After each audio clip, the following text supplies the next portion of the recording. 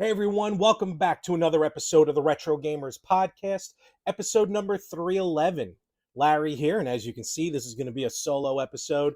Anthony's on assignment, so figured why not? I like to. I mean, Anthony does as well. Don't get me wrong, but I like to take these moments to kind of bring into my life, my world, kind of make it a little bit more personal as well. Of course, gaming related, and these episodes usually are shorter episodes, but of course you can tell because before you watch, you'll get the length of the episode beforehand. Um, like we've said in the past, 2023 is going to be, we're looking for it to be a big year for us here at the Retro Gamers Podcast. Again, we have a lot planned for later on in the year as we get closer to those. Of course, we'll give you more insight, but we always, myself and Anthony, always want to thank you, the listeners, you, the viewers on YouTube. Um, Obviously, without you guys and gals, we wouldn't be doing this. We wouldn't be here, and I have an absolute blast doing this. My history of podcasting with prior shows and maybe future shows. Who knows? Um, and of course, I get a blast. I get to do this every week with one of my best friends. So why wouldn't this be a joy? But again, thank you and continue to be on the lookout with us. And please like, share, subscribe on YouTube. Give that thumbs up. All right. Everywhere you listen, please share the podcast. Let your friends know, let your family know that we exist. The Retro Gamers Podcast exists. So I'm going to get right into it now. Again, this week, like I said, I want to showcase some things that I've picked up recently, but in doing so, it's going to showcase others because some of this stuff is actually from Etsy. Uh, I wasn't, not up until a couple years ago, maybe right. It's weird. In this world that we live in nowadays, everything's judged now based on like pre or post pandemic. So I want to say I wasn't an Etsy user pre-pandemic.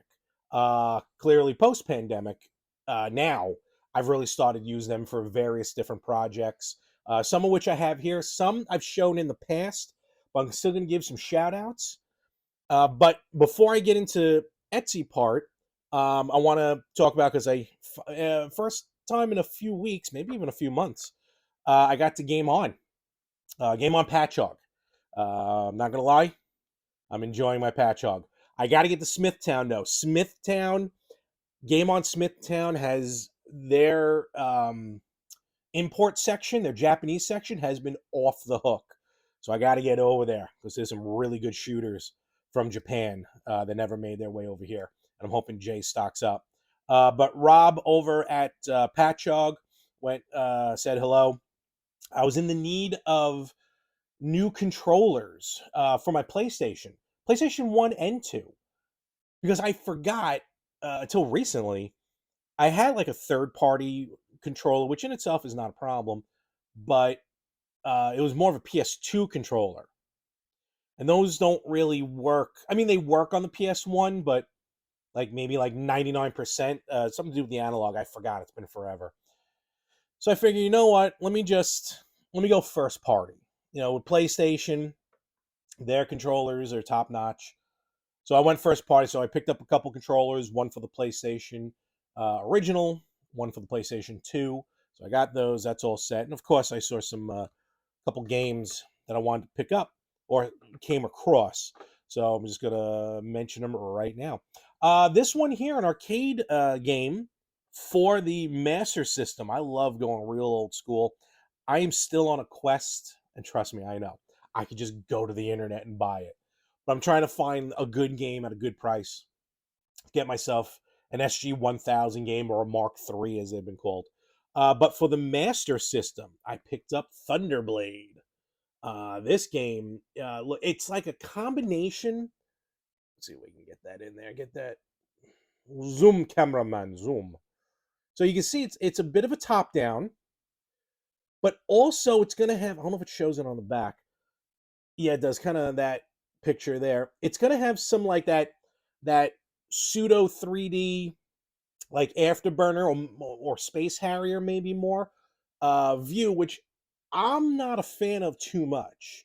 I'm not a fan of Space Harrier. I'm not saying it's a bad game, don't get me wrong.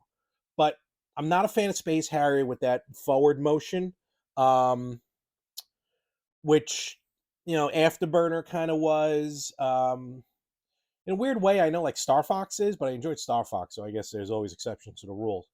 Even one of the Cotton games, I forgot which one. It was the one on Genesis, I think, was like that with that forward moving. But Thunderblade has different levels in it that like some are that pseudo 3D moving forward, and some are just straight top down shoot 'em up. So had to pick that up. So got that. A game here that is a reproduction, which is fine by me. Originally was Japanese only, but this is the English translated version. A game called Dangerous Seed. Dangerous Seed for the Genesis, or I guess technically the Mega Drive. This is a straight up shoot 'em up. Let me see if I can get that into screen. As you can see, I played a little bit of it at Game On, and I fell in love with it quickly. So Dangerous Seed, definitely check that one out. And then a game that I wasn't even looking for, but I was in the PlayStation section, and I bought this purely on recommendation by the gentleman who works at the Patchogue store, Rob. So this is all you. And I played the first level, and my gosh, I fell in love with this game. I don't know why I didn't come across its original go-around. On the PlayStation 1, where is it? There it is. Project Overkill.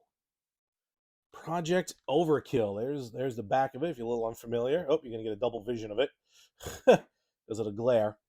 This is kind of like that isometric kind of 2.5D or whatever view, and it just plays smoothly. It almost plays like a twin gun, but not really. I guess the way I'm using the controller, it felt like a kind of a twin gun, but it's not. Kind of akin to like Smash TV or games like that. But Project Overkill, I am very happy I listened to the geniuses at Game On, true geniuses. So very cool. So those are the 3 games that are new to my collection. Oh, something else to show, which I just thought of now. It's not on my list, but I'll mention it anyway. As of right now, and I don't know when they're running to, and to be fair, I'm not even sure when it started. But McDonald's currently has in their Happy Meal toys Super Mario Brothers movie toys for the Happy Meal. There is, I believe, 8 in total. I have 4. And if you're curious, if you're a little worrisome, I don't want to be eating so much McDonald's to try and buy the toys or find the toys, you can ask for the toys separately and buy them on their own. You do not need to get a burger or anything like that. So I have 4 currently out of the 8. Now, I didn't open them yet. I kind of don't want to open them right now. So let's see if I can do this through the bag. Now that I'm looking at it, I don't think I'm going to be able to, but I'm going to try. Donkey Kong. We got a shot of Donkey Kong, right? Oh, very cool, with the barrel. Oh, he does something. What does he do with the barrel? I guess his arm moves.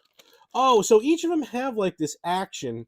Yeah, his arm kind of swings. So, you know what? I'm not reselling these. I'm not buying them as an investment. So what am I doing? That's right, folks. It's an unboxing. There he goes. He swings his arm. It's a little mechanism in the back that makes him swing his arm. So there you go. DK Donkey Kong. I love how he looks. How he's going to look in the movie. Seth Rogen, right there. Then we got a.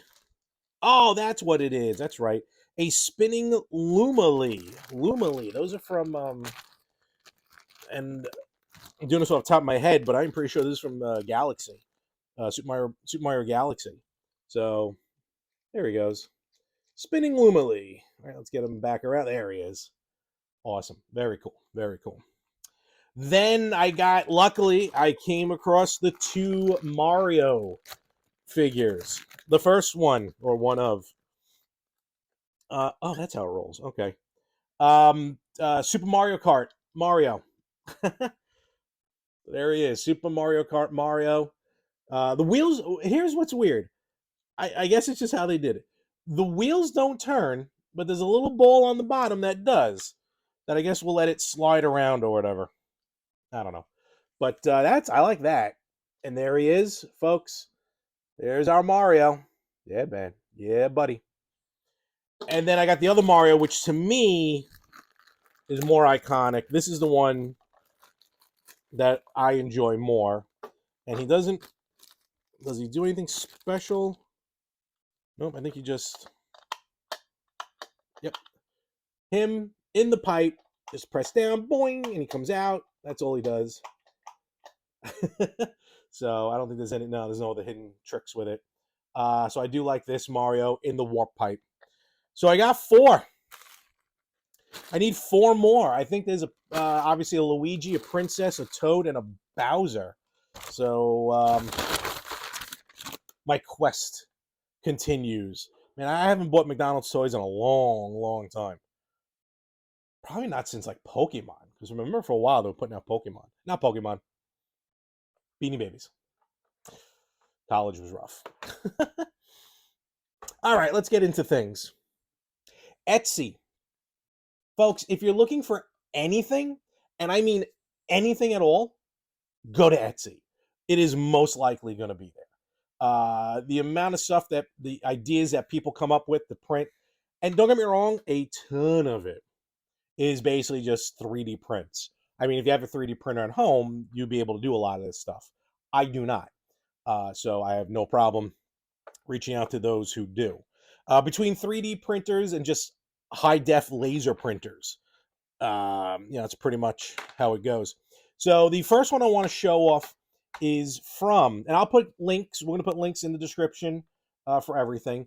And folks, remember, follow us wherever you listen to podcasts. We're on Instagram at Retro Gamers Podcast, at Twitter at Retro Gamers Pod, on Facebook and YouTube at Retro Gamers Podcast. Definitely check us out everywhere. Again, please subscribe, thumbs up, likes, whatever the platform might be. We want to get that algorithm going, so we really appreciate it. So first one up is going to be, I picked up my Holy Grail. My Holy Grail, I don't know what my new Holy Grail is now, because this was, for the longest time, the game I was looking for, which I'm just trying to make a little bit more presentable. Shining Force 3 on Saturn. And when I finally got a Saturn, no, I'd gotten this before I got a Saturn, to be honest. It showed up like this. No manual, which was fine. Had the back, but disc, and it works. I tried it, but no manual. So I'm like, well, I need a manual just to have. So I searched, and Etsy came up, and this was one of the first, not the, but one of the first purchases I made. TS Games and Repairs. TS Games and Repairs prints up manuals. Since then, a lot, you're going to find, like, when you look for the one thing, there's going to be a bunch of people that do the same thing. So, but with this one, it was TS Games and Repairs, and printed up a Sega Saturn Shining Force 3 manual. The back and the inside, I mean, gorgeous, gorgeous print on the inside. High def printing. So, no bleeding or anything on the inside. But this is great. And then take that, slid it. Let me try that again. And when I put it into the case, why can't I do this? There we go. When I put it into the Saturn case, it's seamless. Boom. There we go. A completed version, right? To me. And that's, well, again, I'm not reselling these. Maybe. So very cool. TS Games and Repairs. Later on, I had purchased a game called Android Assault, The Revenge of Bariarm, also on Sega CD. Now, this one came with the cover, but it was missing the back art, the back of the case. So again, I go to Etsy, and thanks to GameCaseGuy, all one word, GameCaseGuy, He has a system where he breaks it down. You can buy just the instruction booklet, the back art. I think even almost to the side art, to like a whole case. Um, Look, this is not an original back card, I guess you want to call it. This is reprinted, and it's, I mean, and the side that goes with it. There we go. Gorgeous printing. If I would just saw this by itself, I would not have known that it was reprinted. Honestly, I would not know that this was reprinted. That's how good it is. And again, it's from my collection. You know what I mean? So very happy with this. And again, it looks like now a full game. I mean, this one actually even came with the foam. And this game goes for a lot of money, to be honest with you. This version didn't because it was missing the back art. But this was a doozy. So even now, and now that I discovered this, and how Facebook works and everything, when you start talking about something, everybody's listening. Everything is listening. So now I'm starting to get like ads popping up for just the empty shells. Just the empty shells for these type of games for Sega CD and Saturn. So now what's going to stop me from buying, let's say, a game like Android Assault, which is, especially now, we're not even talking sealed, forget about it. But let's say an unsealed version of this that's in pristine condition is going to be a ton of money.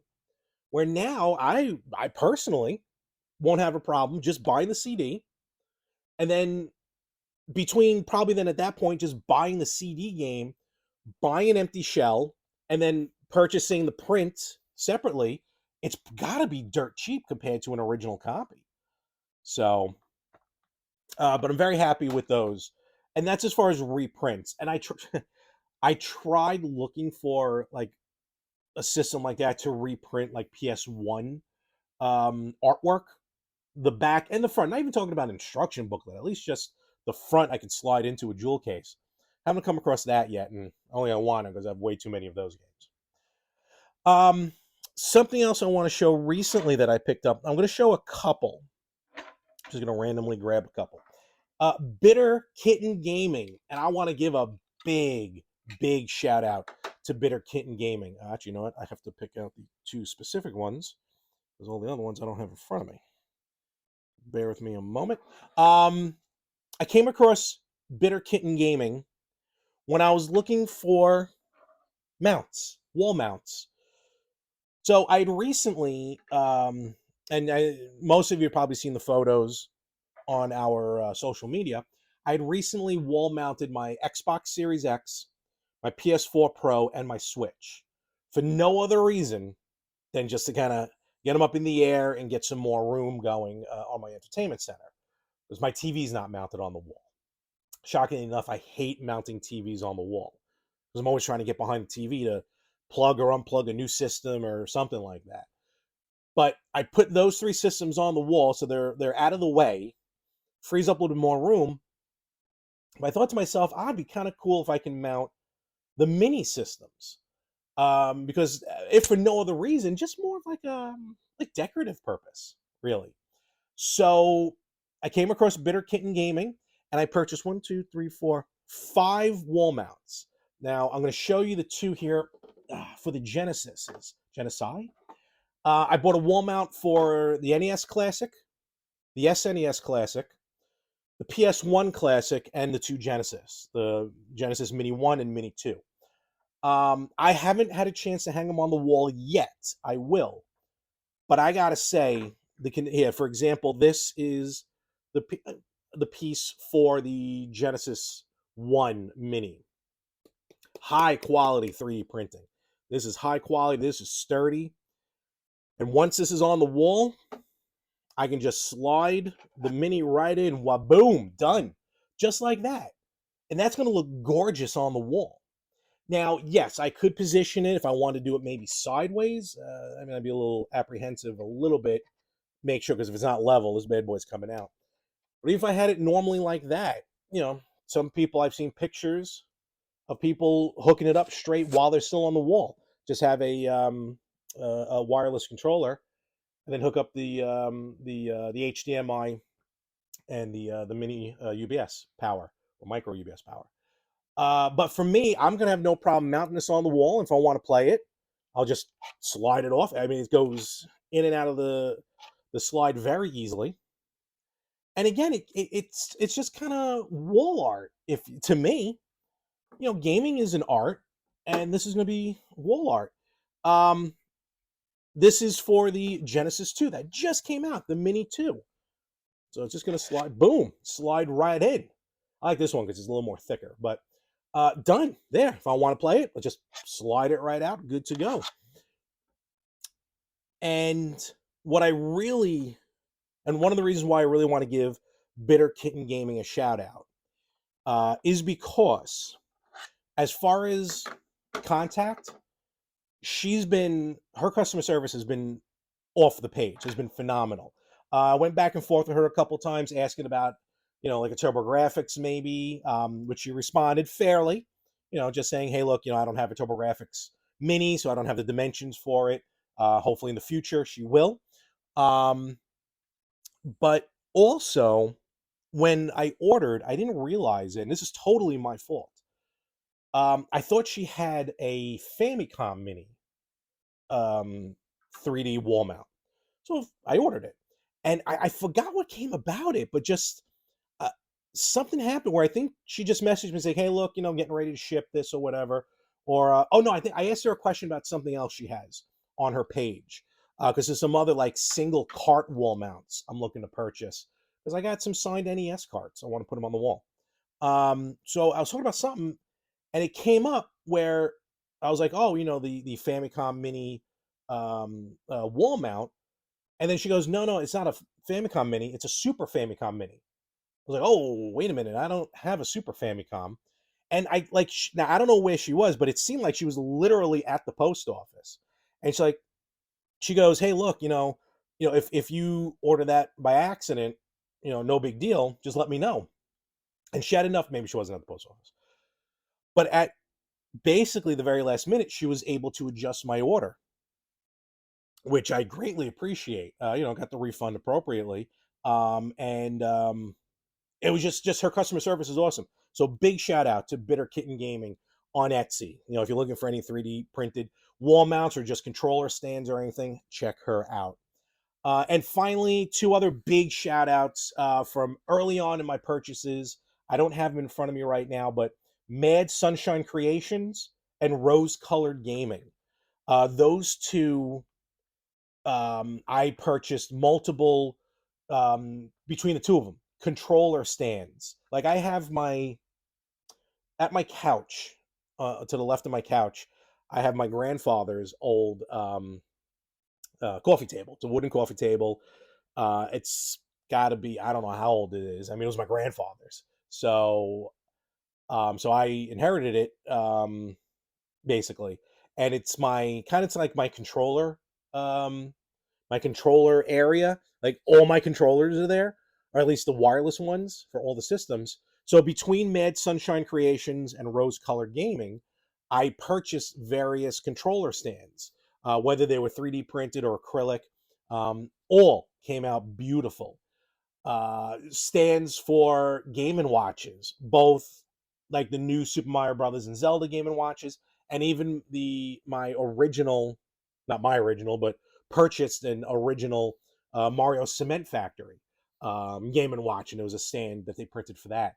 So big shout out to them, and really everyone on Etsy, because there's a lot of genius ideas there that is just wild and crazy. And that's really about it. I just wanted to show off a couple things that I purchased and some ideas that I'm doing. Once the minis go up on the wall, you know, I'll definitely show it on social media. I will not have a wall mount for the A500 mini, which I still haven't tried yet. I got to hook it up. I will. Don't worry. But still kind of getting all that in order. Right now, things I'm looking forward to. And it's a rumor, and the rumor's coming from 8-Bit Mod, so I don't know how good the rumor is, but looks like they might be playing around with an idea of a Mem Card Pro for the Dreamcast. And I've talked about my mem card pro for the PS1. I mean, all it is a memory card. Don't get me wrong. It's a memory card that takes an SD card, so you have like a gajillion slots. For those of you who go heavy into modding with the PlayStation, I know these mem card pros, they like sync up with a lot of the like the optical drive replacements that you wacky people do. But I don't know, it's weird. Like, and I was talking about this with Rob over at the Patchog Game On. Even though it's a simple memory card, for some reason it got me back into PS1 games. And I have the GameCube version on order, the MemCard Pro GameCube, which will work on the Wii. And I'm looking forward to that because I feel like that's going to get me back into GameCube games. And if this VMU is real from 8-Bit Mod, I'm stoked for it. And I even saw them say on Twitter that they're working on a PS2 memory card. So it's so stupid. I know it sounds stupid that why are you all of a sudden playing game systems just because you can save? I don't know. It just does, and it is, and I'm happy. So that's really the extent of that.